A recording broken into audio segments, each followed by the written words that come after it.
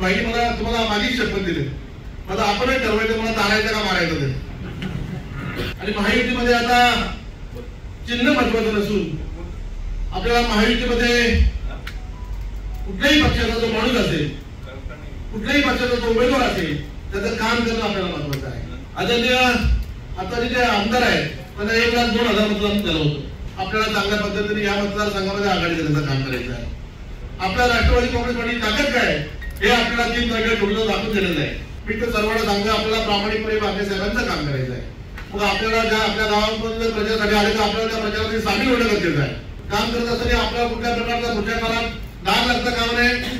त्या माहितीच्या निवडणुकीसाठी पक्षाकडून आलेला जो प्रोग्राम आहे तो 3 तारखेला आपल्याला रायगडच्या पक्षाचा एक मेळावा घ्यायचा आहे. आणि त्या मेळाव्याच्या नियोजनासाठी त्याच्या आढावा बैठक आपल्याला आयोजन केलं आहे. परंतु आज सावेलीमध्ये प्रमुख कार्यकर्ते असतील, बीड जिल्हा परिषदेचे प्रमुख कार्यकर्ते असतील, त्यांच्या माध्यमातून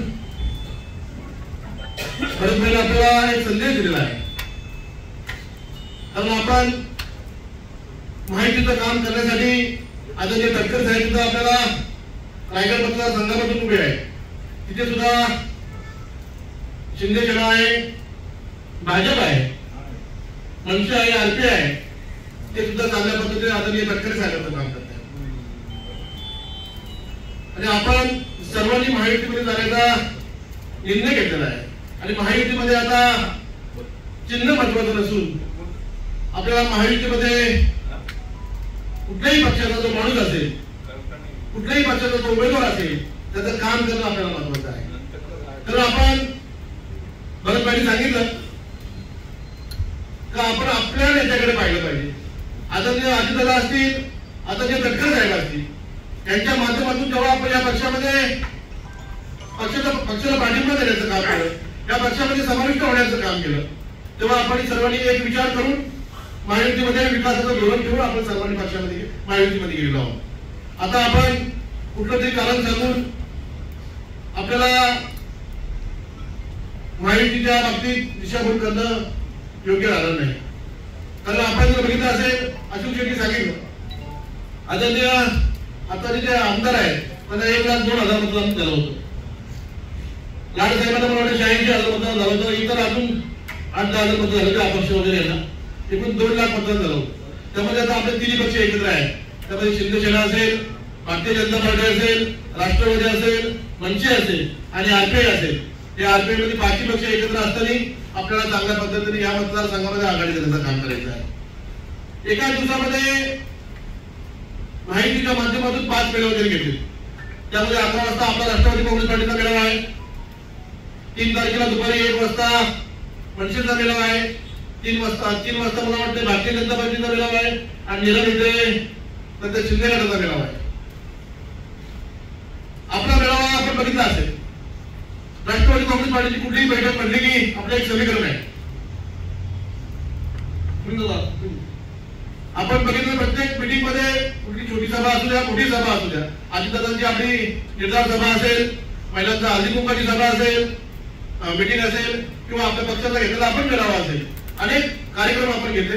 ते अगदी टोलामुळे आणि मोठ्या संख्येने राष्ट्रवादी काँग्रेस पार्टीने अशा पद्धतीने कधी मेळावे झालेले नव्हते. अशा पद्धतीने आपण मेळावा घेण्याचं काम केलं आहे.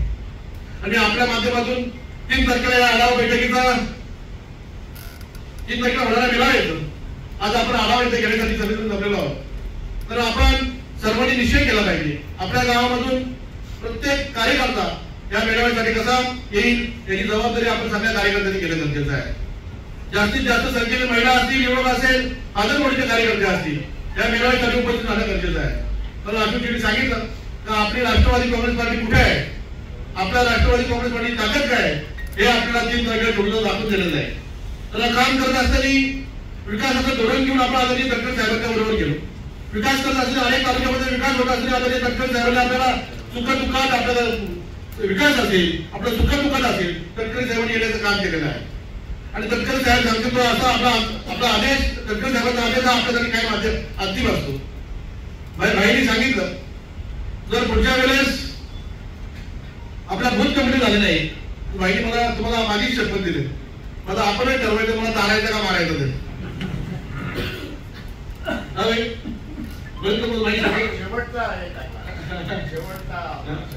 आपण सर्वांनी एक विचार करणं गरजेचं आहे. भाई वारंवार आपल्याला सांगत असतात, अशोक आपल्याला वारंवार सांगत असतात तर आपल्याला आपली एक राष्ट्रवादीची टेंडन्सी आहे तर फक्त निवडणूक आली का आपण 8 दिवस अगोदर काम करतो, असं करून आपल्याला आता चालणार नाही. आपल्याला प्रत्येक ग्रामपंचायतीमध्ये प्रत्येक बूथवर जाऊन आपली बूथ कमिटी तयार झाली पाहिजे. त्यामध्ये महिला अध्यक्ष असतील, त्यामध्ये युवक अध्यक्ष असेल, आदरवाडीचे अध्यक्ष असतील, तुमचं युवा मंचाचे अध्यक्ष असतील, या सर्वांनी एकत्रित होऊन आपल्याला प्रत्येक सेलचा आपल्याला अध्यक्ष करणं गरजेचं आहे, आपल्याला बूथ कमिटी करणं गरजेचं आहे. आणि बूथ कमिटी जर केली तर आपल्या गावामध्ये प्रत्येक गावामध्ये आपल्या 100हून जास्त कार्यकर्ते त्या गावामध्ये आपले तयार होतील, त्या बूथवर आपले तयार होतील. शिंदे गटाकडून असेल, भारतीय जनता पार्टीकडून असेल, वारंवार प्रचारासाठी फोन येत आहेत, आपल्याला सामील व्हा सांगतायत. मी तर सर्वांना सांगतो आपल्याला प्रामाणिकपणे आपल्या साहेबांचं काम करायचं आहे. मग आपल्याला ज्या आपल्या गावामध्ये प्रचारासाठी आले तर आपल्याला त्या प्रचारामध्ये सामील होणं गरजेचं आहे, आपल्या परिसरामध्ये सामील होणं गरजेचं आहे. मी सर्वांना सांगत असतो का आपण आपल्या मला वाटत 5-7 पेढेला झाले, आपल्याला जर प्रामाणिकपणे काम करायचं आहे तर काम करायचं आहे म्हटलं आपल्याला तर विचारायची गरज नाही. आपण त्यांच्या प्रचारामध्ये सामील व्हा.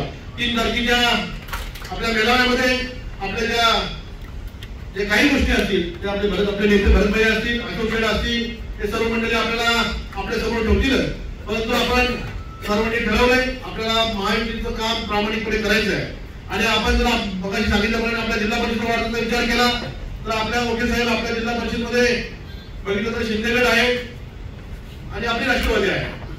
पण आपण जर दोघे एकत्र आलो तर पैकी अशी त्यांनी सांगितल्याप्रमाणे पुढे जायला पाहिजे.